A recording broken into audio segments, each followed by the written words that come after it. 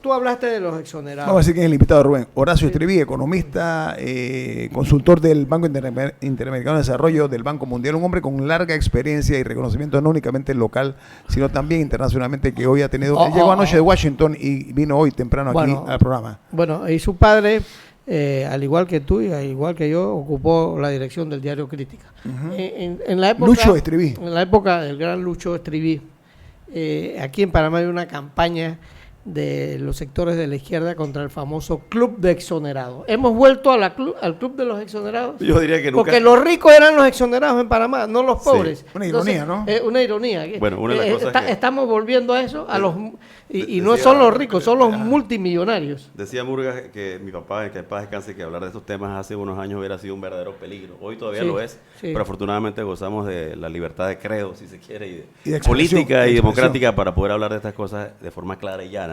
Sí. Me pregunta si hay exonerados en Panamá, y por supuesto que los hay. Algunas estimaciones que hemos hecho en el Ministerio de Economía y Finanzas nos indican a nosotros que anualmente hay un sacrificio fiscal de aproximadamente entre 600 y 700 millones de dólares proveniente de sectores ¿Cuántas escuelas que, a diferencia tuya y mía, porque a ti te retienen los impuestos, en el caso de los asalariados retienen el impuesto en el cheque. A diferencia de nuestra, hay sectores simple y llanamente que no pagan. Y eso hasta ahora ha sido parte de una idiosincrasia, de una política económica en Panamá, mal llamada política económica, que más o menos dice así, dice, bueno, exonérame y porque yo creo empleo. Pero rara vez primero se hace un análisis costo-beneficio realmente cuántos empleos vas a generar. En segundo lugar, pocas veces se hace un análisis de si habrían otras empresas que estarían dispuestas a hacer el mismo negocio sin que el Estado tenga que necesariamente regalarle impuestos. ¿A qué me refiero? Por ejemplo, ahora se va a licitar un puerto y se dice que hay que exonerar a las empresas porque las demás están exoneradas.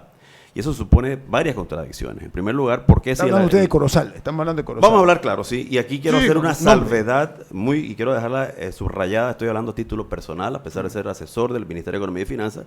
En este momento estoy expresando mi opinión personal, que puede ser, por cierto, muy divergente de la opinión de otros funcionarios. Si el gran atractivo de Panamá es su industria naviera, ¿por qué entonces tenemos que regalar impuestos? Y fíjate, lo grave de todo esto es que a Panamá se le llama a veces injusta, a veces justamente nos dicen un paraíso fiscal. Y entre otras cosas nos dicen paraíso fiscal porque no estamos cobrando a las empresas que son empresas navieras internacionales extranjeras que pertenecen a países que precisamente nos acusan de paraíso fiscal. Pero tú no puedes tener tampoco beneficios para una empresa y para otra, o sea, en el mismo sector beneficios para una y para otros. No, entonces eliminan el beneficio a todos. Entiendo, precisamente yo creo que hacia allá debemos equidad, tiene que haber equidad, el dedo en la llaga. Porque en alguna forma la gente dice, sí, el tema de la seguridad jurídica y las otras también están exoneradas, pero si te vas por el hilo de ese argumento, entonces caes en una especie de círculo vicioso tal que en ningún momento vas a poder aplicar exoneraciones, eliminar exoneraciones, porque siempre va a haber una que está exonerada. Pero es más peligroso que decidas que unas sí y otras no, ojo. Me parece que cuando lo pones en una balanza absolutamente. Es mucho más peligroso. Y en ese sentido yo creo que deberíamos marchar, el tema de la seguridad jurídica no debe convertirse en un sinónimo de inamovilidad jurídica. Sobre todo cuando es claro y es evidente que el país no necesita y que está incurriendo en grandes sacrificios fiscales como consecuencia de esas políticas de exoneraciones. Ahora usted toca un punto que me gustaría ampliarlo más no? En su posición a título personal. Usted como funcionario, ya lo dijo, lo advirtió, en el sector marítimo, logístico naviero, porque tiene muchos nombres, muchos términos rimbombantes. Se le da muchas ventajas de lo que usted está señalando aquí hoy. Yo diría que se le da en ese sentido una ventaja que quizás no sea necesaria, y te voy a decir por qué. ¿Por qué no es necesaria? Porque muchas de estas empresas, ellas parten del principio de que no las vas a exonerar, y entonces toda la exoneración que les da es como un plus. Y de hecho, una fórmula para... Es un regalito o un compadre hablado, cuidado, Una fórmula que podría utilizarse es sacar una licitación en donde se dice, ok, la oferta es que las empresas... El paquete incluye que las empresas paguen sus impuestos y ver quiénes se aparecen. Pero si de antemano le estamos diciendo, hey, te voy a hacer una licitación y parte de la licitación es que no pagues impuestos. Eso es un incentivo también esto. Claro, pero sí, pero un incentivo para que inviertan en Panamá, es lo que creo. No podemos soslayar eso, ¿no? Sí, pero Panamá es un país que, fíjate, y por eso era importante verlo en el contexto mundial. Ahora mismo, ¿qué está ocurriendo? Y a riesgo de sonar un poco pedante, tengo que rememorar nuestra participación en este programa hace 5 o 6 años cuando se hablaba del colapso del dólar.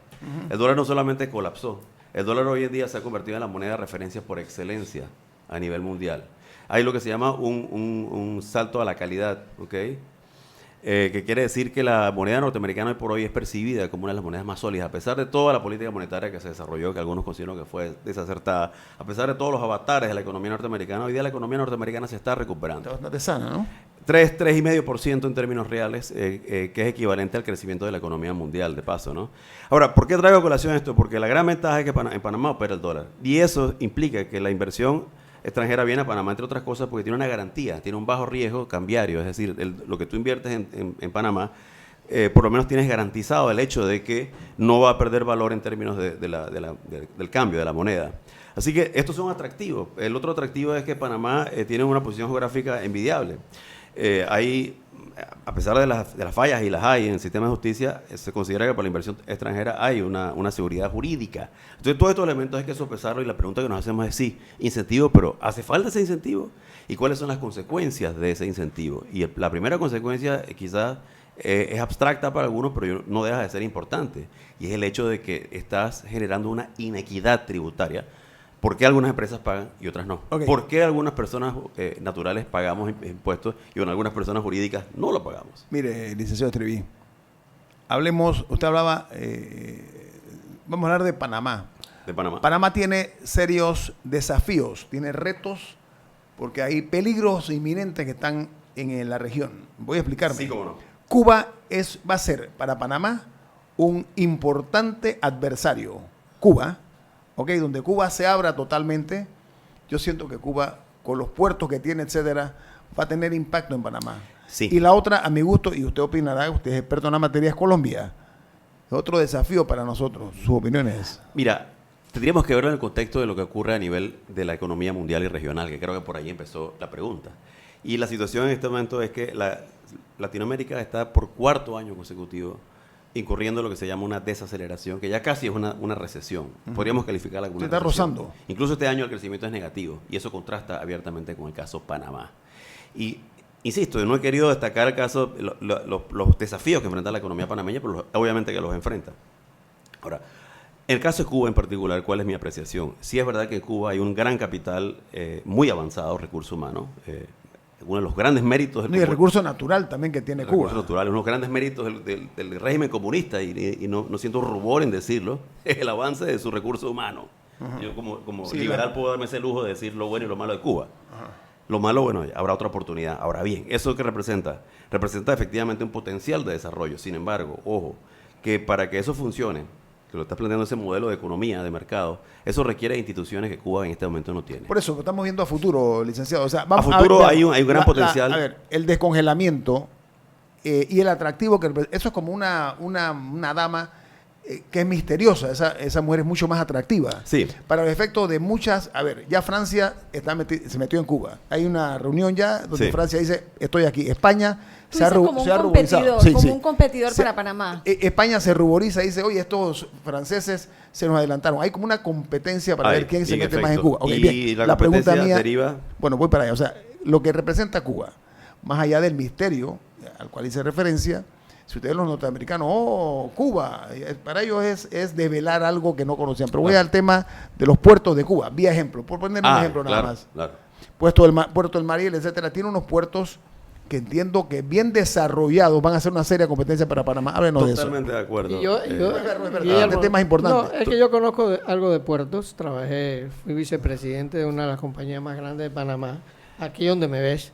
Y además estuve en Mariel. Yo te Sí. puedo Por eso explicar lo que quiero- es Mariel. No, yo quiero de que, verdad. pero desde el punto de vista económico, estoy hablando No, del impacto. es No, el impresionante. impacto hoy, estoy hablando del presente. Hay dos consideraciones. Yo creo que planteas algo esencial, y es cómo estimular la competitividad de la economía panameña en general y de nuestro sector portuario Ante estos en riesgos, particular. ante los estos riesgos. Y yo te puedo decir que por qué vía no es efectivo, por la vía de exonerar tributariamente, porque eso no es lo que va a estimular la competitividad en forma sostenible. Y eso Lo que es sí lo va a engañoso, estimular eso es son engañoso. políticas, por ejemplo, para simplificar procesos, para agilizar los procesos de aduanas, para mejorar la planificación estratégica de Panamá, para buscar verdaderos factores. Para hacer Estímulos, ¿no? Estímulos. hacer un segundo ferrocarril Por ejemplo, Panamá por ya ejemplo, necesita un segundo ferrocarril desarrollar de Panamá a su Colón. capacidad Un canal seco, un canal multimodal. Sí, pero un ferrocarril que ande 24 horas. Efectivamente, Me esos gusta son los la parte elementos. multimodal. A ver. La parte multimodal evidentemente requiere simplificar trámites, establecer conglomerados